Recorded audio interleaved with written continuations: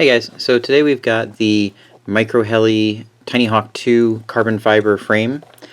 I got this from Microheli for free for the purpose of this review, but I want to let you know that they did not tell me how to do the video. They're not going to be seeing the video before I put it out, and I'm going to give you my absolute honest opinion on this.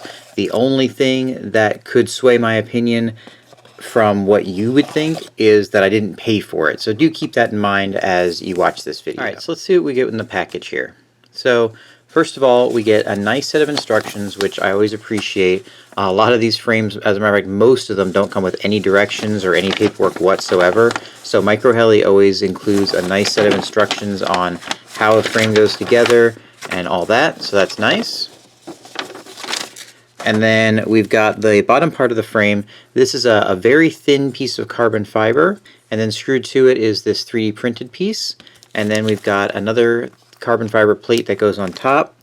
We've got a camera mount, and then a couple of options, it looks like, for battery straps. I don't know if I'll use either one of these. I may end up just using rubber bands, but we'll see how this goes. Then what I'm going to be doing is I'm going to be swapping out my Tinyhawk S components, because I've already put a 14mm camera in here, so that's basically the same as the Tinyhawk 2. The only difference between this and the Tinyhawk 2 is my motors are plugged in and yours are going to be soldered on. The downside to the Tinyhawk 2, and this isn't really the fault of Microheli or anybody who makes another frame for this, this is Emax's fault, but you're going to have to desolder your motors if you want to pull your motors or your flight controller out of your frame, which I think is ridiculous. It would have been very easy for them just to put a notch right here that the motor wires could have gone through. I mean, Emax redesigned the frame anyway for the Tinyhawk 2, so you can either desolder your motor wires from your flight controller, or you can cut your frame right here to let your motor wires go through. Personally, I'd probably cut my frame. I mean, you're replacing the frame anyway if you're going with this, and I really don't think it would make it that much weaker. So, but that's going to be up to you. So what I'm going to do now is I'm just going to go ahead and yank all the parts out of this, and then we'll get them on the bench, and then we'll start swapping them into this new frame. Okay, now I'm not sure if you're going to have to do this, but this bottom plate that covers the flight controller, for me, these wires won't go through here, so I'm going to have to cut right here. Or you could desolder the wires, but I'm just going to make a little cut right here on this plate so I can pull the wires through, and then we can move on from there. Alright, so that's the motors in the new frame.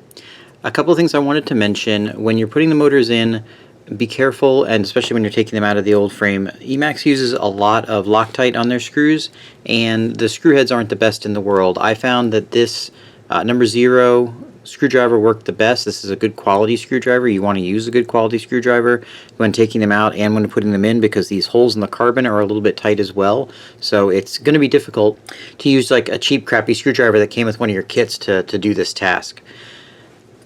So another thing you want to do is make sure that you transfer the motors over one at a time, and make a mark somewhere on the new frame. I put a piece of tape here on the front to mark the front, because this frame is symmetrical, and if you get confused as to which one's the front and the back, you might put your flight controller in backwards, and then it's not going to work well, and then you're going to have to move things around.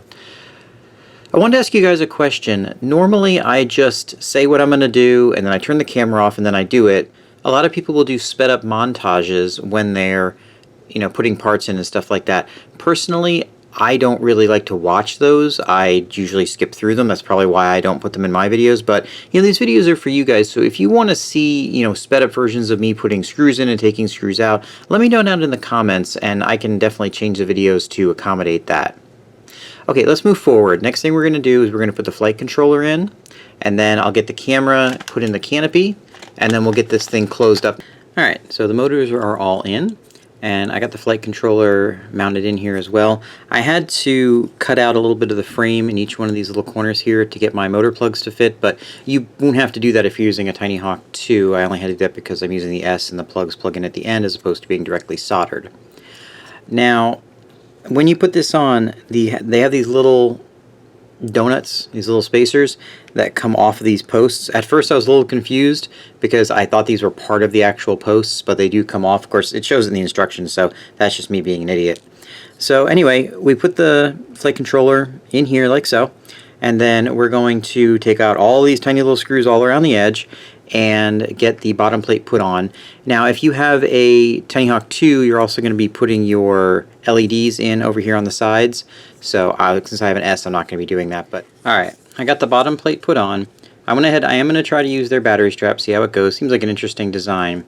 I also went ahead and put the camera in the canopy and installed the canopy. I'll tell you, my hat's off to whoever is designing and prototyping these things over at Microheli.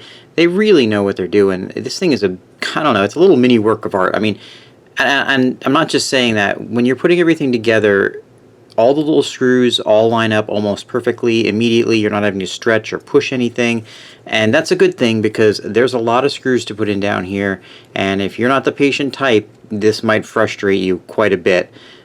Make sure you have a good screwdriver, a magnetic screwdriver, and really take your time with this because it's fiddly. There's no way around it. It's fiddly to get this together, but it does fit very, very well.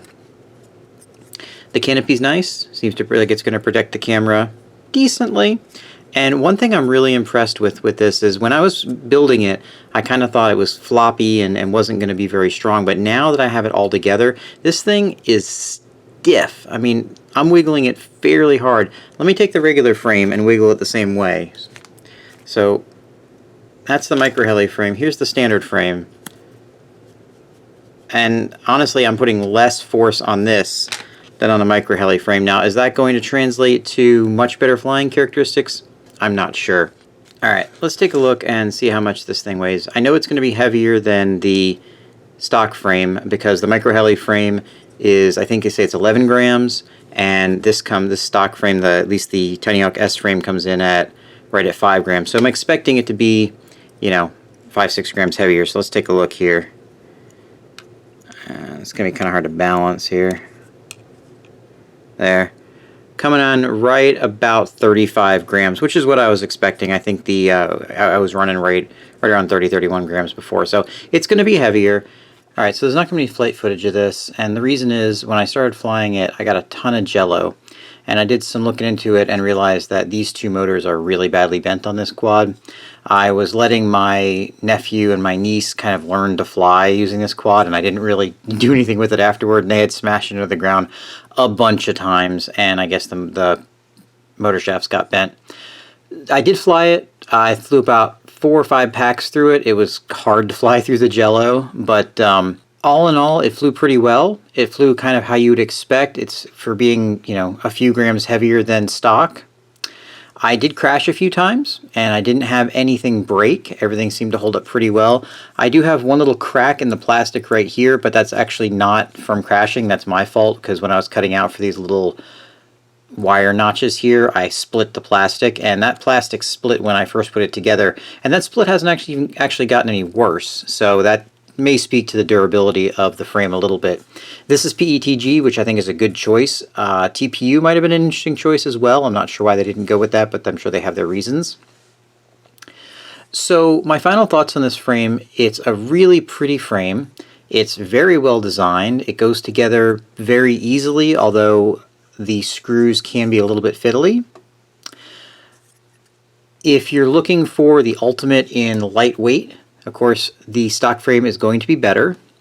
If you're looking for something that is different and very cool looking, still pretty functional, flies well, then you might want to give this thing a try. Alright guys, thanks for watching. We'll see you soon.